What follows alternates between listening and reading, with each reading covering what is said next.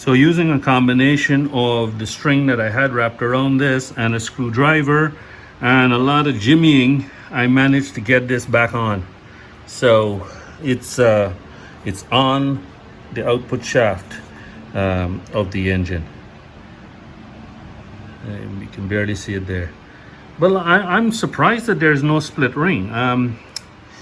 What the heck is that groove for? That's weird.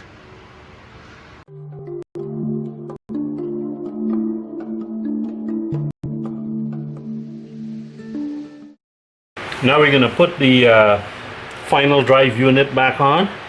I've just rested it back on the wooden block here on the jack, and I'm going to line up these holes here. But first I got to clean up these things here. This is the piece that goes on the right hand side, and as you can see, there's a lot of gunk there. So I'm going to go ahead and clean this up. The other one isn't too bad. This one here is actually the side that goes on this side actually, right? So this goes here on this side. So I'm going to put a little bit of grease in there. It looks pretty clean. It doesn't look like it carries grease, but I'm going to put a little bit of grease. A little bit of grease can't hurt. So I'm going to put a little grease in there and slide it back in. Clean this one up. This is on the other side, like I said. Put a little grease in that and slide that one back in, and then put the bolt here back in, and then torque it up. With the joint back in place, I can let the final drive unit hang down, and you can see I'm ready to make the connection here. But before I do, I'm going to tighten this thing up, put the bolt in from the other side, and make the connection again. We've got to use some Loctite here. They want the high strength Loctite, so I've got some 271 Loctite 271 here, and they suggested 270, so I guess it would be about the same. So I'm going to go around and put this in, and then 100 Newton meters is the torque setting.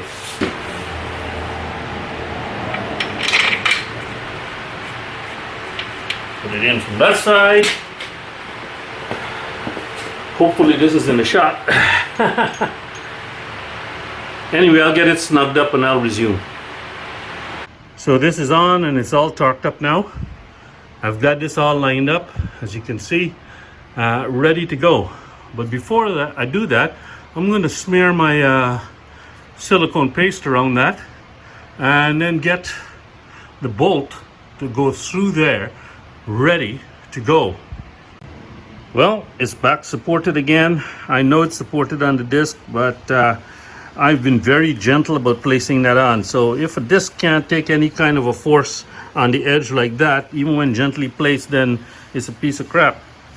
So I've got this ready in position. So as you can see, the aft coupling is ready to line up with the spline in the final drive unit. I've got my silicone grease on, well slathered on, so that's ready to mate up with the front of the drive shaft housing. So I'm gonna jack this up and put it in, catch the teeth on the coupling with the spline, and hopefully get it back together, and then slip that bolt back into this hole. Okay, now that the final drive unit is back in place and the power lever bolt is torqued to the correct torque, we're going to now put back the caliper. And to do that, we just undo this nice little twist tie, rubber twist tie, and then put that back in. Now I put these bolts here just for safekeeping. So take them back out, put them on, slide in place. They don't look like they've got any Loctite on it, so I'm going to just put them back in like that. Torque to 24 Newton meters. 24 Newton meters. Don't forget, this is the little washer and the keep for the speed sensor here, so that's got to go through there, like this, and then they go through there and fasten. And before I apply any brakes, I'm going to wash the brake disc with some brake disc cleaner, because I've been holding this thing, you know, I don't know what the conditions of my hands were at the time. I was trying to not hold them with greasy hands, but just to be doubly sure, I'm going to wash it with some brake cleaner, and we should be good to go.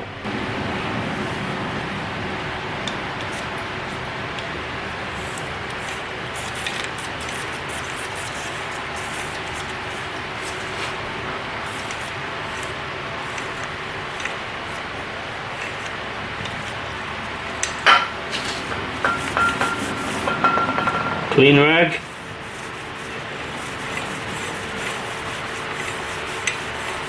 Clean my disc. Now I gotta be careful I don't touch it with any greasy fingers. So I'm gonna go and install the speed sensor back again from the other side.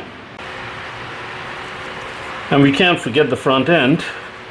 I'm gonna take this tissue that I stuffed in here because I was using the screwdriver as a pry tool, and it had to brace against something, so bracing against the frame. So now we're going to take the bungee cord off and fit, that looks nice in there, fit this back on best we can. I don't know, this front here is the hardest part of this job, honest to God, because the access is so terrible. I'm going to use this. I know it's a screwdriver and you can punch a hole, but you got to be very careful, okay? Be very careful when you punch. You're not going to punch a hole in it. You can hear it snapping into place there. Looks like I got a couple of little nicks on my paint there. I'm going to have to touch that up. But yeah, I mean, how do you get this boot back fully around on the other side as well? You know, there's no access from this side as far as I could tell. You got to go through. Yeah, you can't even go through there. So you got to do as best as you can, pushing it in on this outside here, and hopefully, you know, the other side was all seated. It does feel, I got my finger in around it, and it does feel flush, like how this is flush with this. It feels like that most of the way around on the other side. So I'm hoping that it's all sealed up. The front end, of course, of this boot here is got a zip tie on it, and we didn't touch that, so that's fine. So as far as I can tell, the gator is on properly, and the back one here, I managed to. You've got to get those hooks. There's some hooks on the front end of the gator that hook underneath a lip on this. So once that's done, then it should look like this when you peel it back. So it looks like it's on pretty good there, and I've got silicone glue all around. So next thing to do is to put on the speed sensor, like I said, from the other side, and then mount the wheel back up. The shaft is back in. There is no circlip that I used in the front because I couldn't find that circlip, and I think that circlip's only function is to stop the shaft from coming back out when you're dropping the final drive unit. So I don't think it's once it's there, this distance from this front here to the back is fixed, and with probably just a slight movement as the swing arm goes up and down, so it's not going to fall off the output shaft. It was like that before, so I'm going to probably go ahead and buy one of those circlips, and the next time I do this in 12,000 miles, I'll put it on. Speed sensor is back on right here, and I'm going to go put the wheel back on now. Remember this little tool that I had made for myself? This is to help put the wheel back on. Now, since it lives in my toolkit, it doesn't travel with me, so if I had to take the wheel off on the road while traveling, I'd have to do it the old-fashioned way by using my feet underneath, but this way it just makes it easier to hang the wheel as I put the lug bolts in. And that's how it works. So once we have the wheel hanging there, we can just easily stick these lug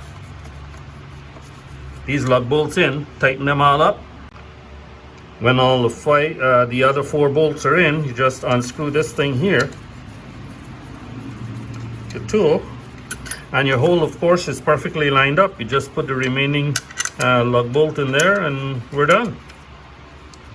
The wheel back on and torqued, all these lug bolts torqued to 60 Newton meters. We got to put the exhaust back on. These 2 little springs, I don't have a spring puller, so I got to use needle nose pliers. Man, they like to fight.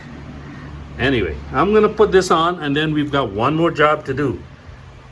Maybe by now you've guessed what that job is.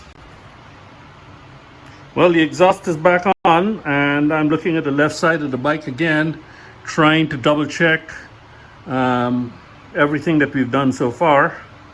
We've got this the front boot back on, and everything is looking good in the front end there. The rear wheel and the exhaust are on, and when I turn this, everything seems good. And this, like I said, this rear gaiter here is well situated back. I never did remove this, but this here extends to about here. So it is a really good seal there, and it didn't want to come out easily, and I wasn't taking it out just to, you know, just to go put some grease on it. It seemed very well situated and is dry as a bone in there, so I just left this connection alone. And of course I had to, you know, to separate this connection here and to get it off, but that's gone back nicely. But anyway, there's something that's remained to be done. Did you guess what it was? Final drive has got to be topped up with oil. Remember, we had to empty the oil out of there because when this thing dropped down, it was going to run all over the place and run all over my brake disc and everything out of, you know, since we had to take the speed sensor off. So, yeah, I'm going to go fill that up and then share some final thoughts with you. So, I'm going to go take this bike for a test ride right now, just to make sure everything is good. And when I come back, I will follow up with my final thoughts on the whole job that was done and where we go from here. Like I mentioned before, I most likely will be doing this operation here every time I change my final drive oil, just to keep an eye on those couplings, you know, the universal joints for the drive shaft. I don't want that to fail on me when I go on a long ride, and I rather catch it before it has a, you know, catastrophic failure and takes my gearbox and all of that, as happened with a friend of mine. So I'm going to be making sure that I keep an eye on this. I know how to pull the final drive, the drive shaft now. Hopefully next time I don't have to take the final drive out or off, and I can just pull the drive shaft. I know it'll come out easily because I don't have a circlip.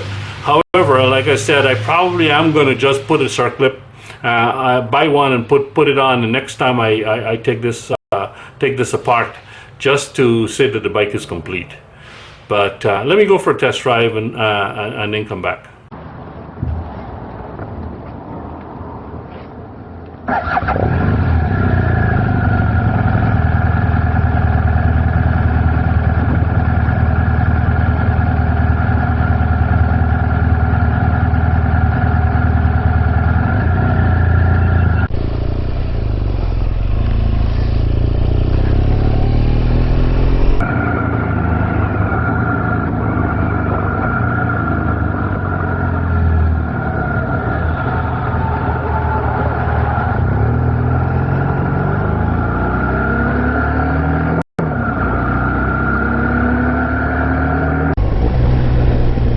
So far the bike is running beautifully, working just fine. It's got new final drive oil, although you can't really tell when you change the final drive oil how the bike runs. And of course the drive shaft has been lubed, so you know, it's all good. Now I did the rest of the service, the 48,000 mile service is when I started thinking about doing this final drive change, oil change, as well as the shaft service. So it's been about 4,000 miles since I did my oil and filter. But that's no worries. As I showed in the video, the final drive oil that came out was beautiful, nice and clear, no blackness or anything like that, no particles. Very happy with that. So I'm happy to, you know, if it goes a couple of thousand miles over the recommended 12,000 is fine.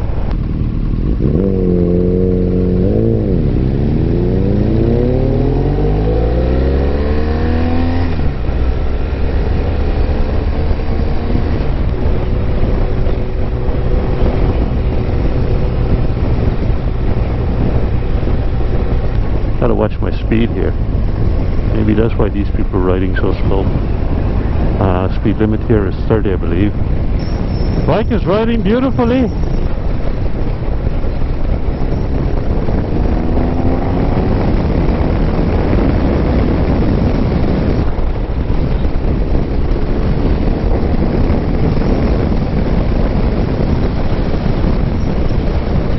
Anyway, I think I'll finish this little test ride right now and share my thoughts on the video, and I'll see you in the next video. Okay, so now you've watched all three parts of my drive shaft service. I just had a couple of comments that I wanted to make. From all the reports that I've seen, this thing should be checked, you know, anywhere from maybe 50,000 miles onwards. I have never heard of any drive shaft failures lower or earlier in the life of one of these water-cooled bikes. So maybe after 50,000 you want to start checking it regularly. Rust can lead to deterioration in the pin rollers in the coupling joints, and that's what causes the failure. The lubrication of the spline is just something to keep rust at bay from the spline to coupling interface, and you want to keep that moving good.